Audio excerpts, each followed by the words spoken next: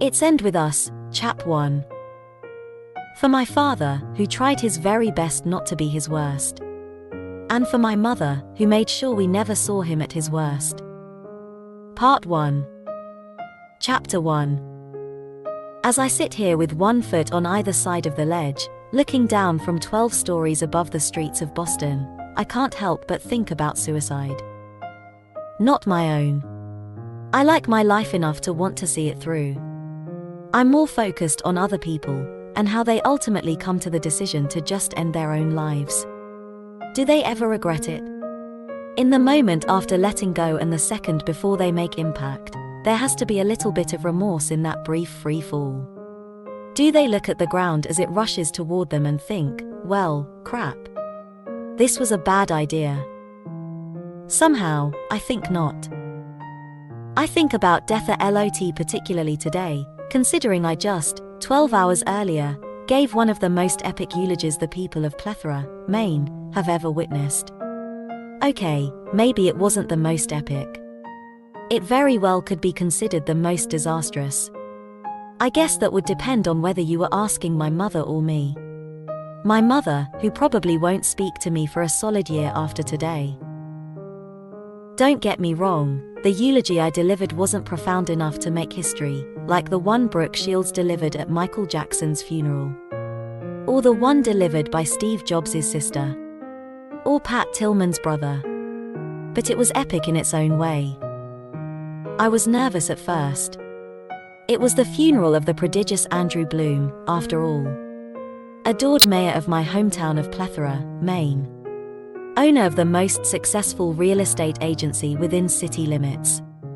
Husband of the highly adored Jenny Bloom, the most revered teaching assistant in all of Caellin'thor. And father of Lily Bloom, the strange girl with the erratic red hair who once fell in love with a homeless guy and brought great shame upon her entire family. That would be me. I'm Lily Bloom, and Andrew was my father. As soon as I finished delivering his eulogy today, I caught a flight straight back to Boston and hijacked the first roof I could find.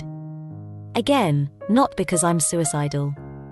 I have no plans to scale off this roof. I just really needed fresh air and silence, and damn it if I can't get that from my third-floor apartment with absolutely no rooftop access and a roommate who likes to hear herself sing. I didn't account for how cold it would be up here, though. It's not unbearable, but it's not comfortable, either. At least I can see the stars. Dead fathers and exasperating roommates and questionable eulogies don't feel so awful when the night sky is clear enough to literally feel the grandeur of the universe. I love it when the sky makes me feel insignificant. I like tonight.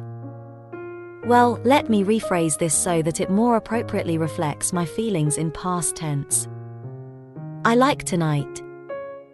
But unfortunately for me, the door was just shoved open so hard, I expect the stairwell to spit a human out onto the rooftop.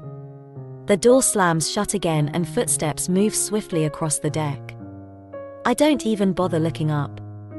Whoever it is more than likely won't even notice me back here straddling the ledge to the left of the door. They came out here in such a hurry, it isn't my fault if they assume they are alone. I sigh quietly, close my eyes and lean my head against the stucco wall behind me, cursing the universe for ripping this peaceful, introspective moment out from under me. The least the universe could do for me today is ensure that it's a woman and not a man. If I'm going to have company, I'd rather it be a female. I'm tough for my size and can probably hold my own in most cases, but I'm too comfortable right now to be on a rooftop alone with a strange man in the middle of the night.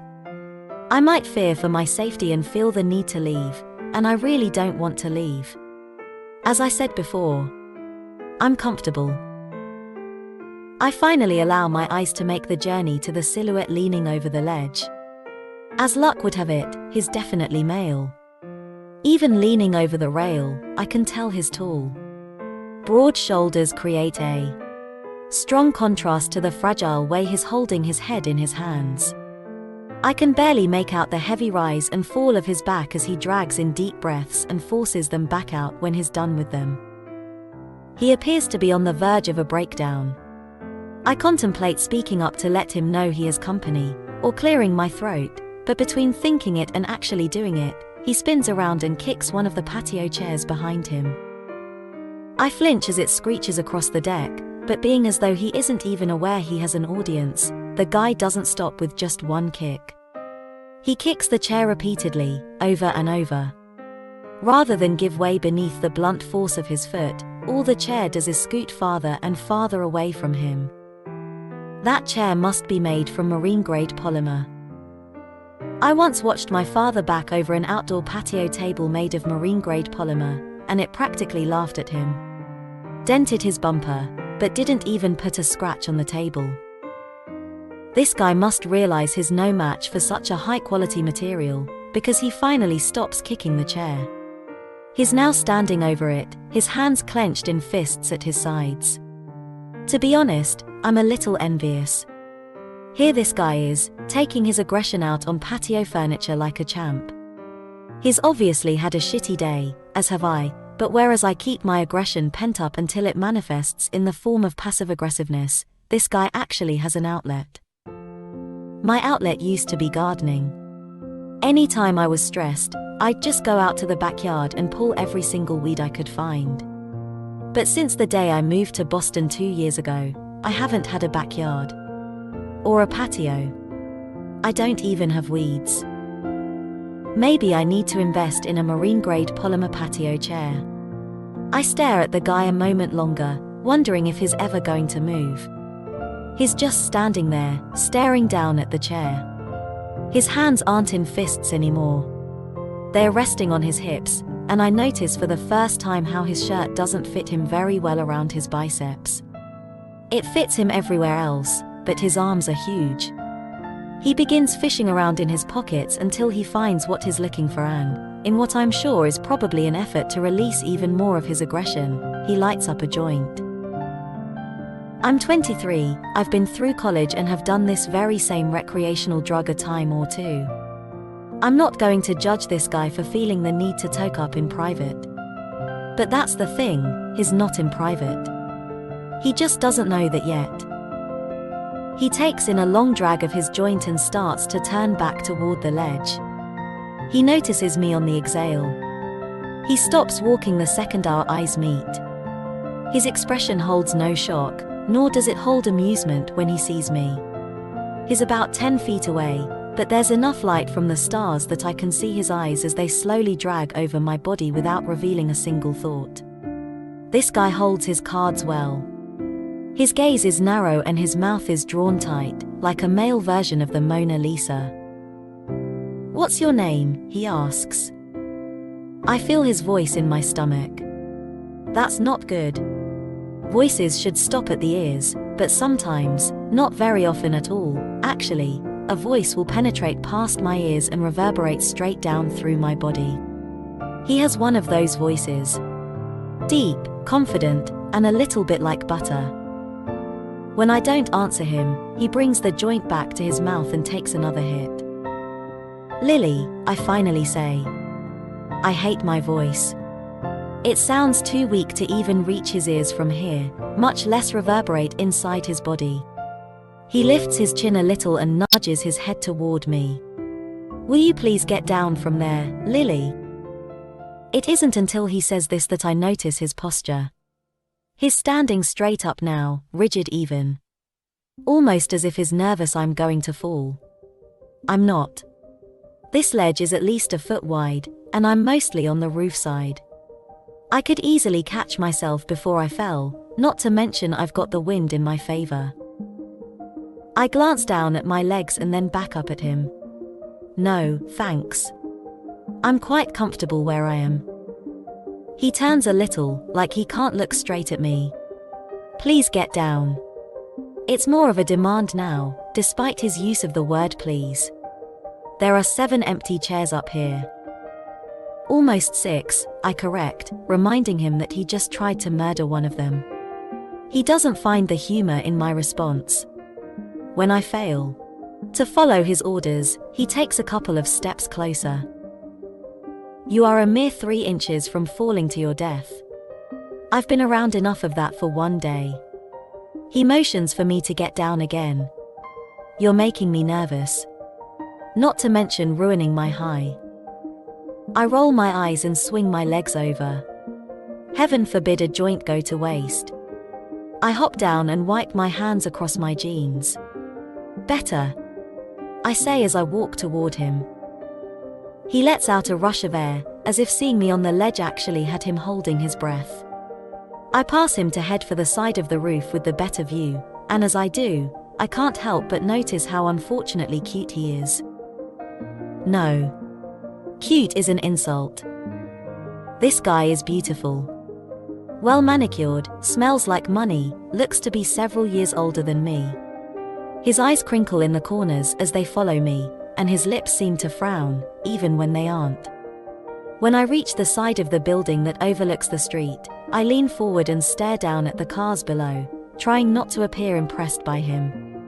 I can tell by his haircut alone that he's the kind of man people are easily impressed by, and I refuse to feed into his ego.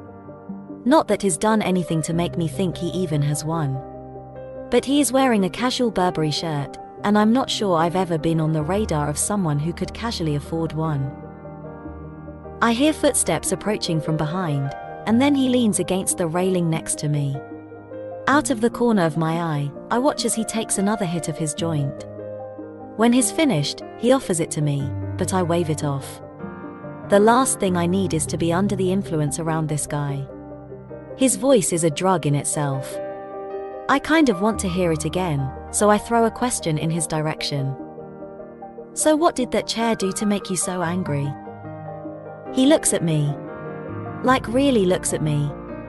His eyes meet mine and he just stares, hard, like all my secrets are right there on my face. I've never seen eyes as dark as his.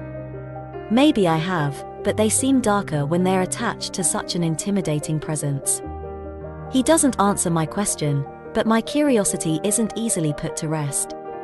If he's going to force me down from a very peaceful, comfortable ledge, then I expect him to entertain me with answers to my nosy questions.